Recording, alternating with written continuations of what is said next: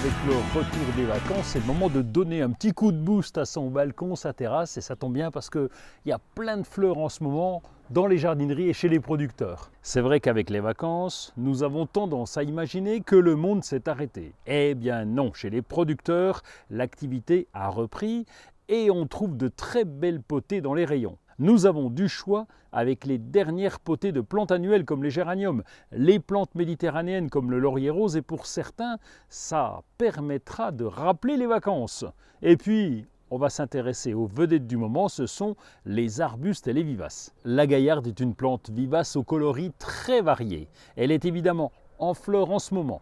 On la cultive en pot comme en pleine terre, mais toujours en plein soleil. Un petit arbuste ensuite, c'est le perovskis, on l'appelle aussi la sauge de Russie. Il fleurit bleu et attire les abeilles. Très impressionnant aussi, c'est l'hydrangea paniculata que vous allez trouver sous différentes formes et même différents coloris. Comme les hydrangea, il est très florifère.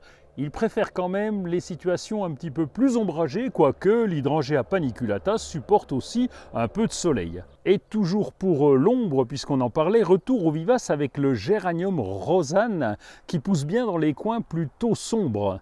Il y a différents types de sauge avec de petites fleurs en forme de gouttes. La sauge pousse en plein soleil, elle est particulièrement florifère. Bon après, si vous préférez les feuillages décoratifs, les graminées vont commencer à arriver à maturité. On peut déjà trouver de jolis feuillages bleutés avec la fétuque glauque, Festuca glauca. C'est une toute petite plante qui propose un décor bleuté toute l'année.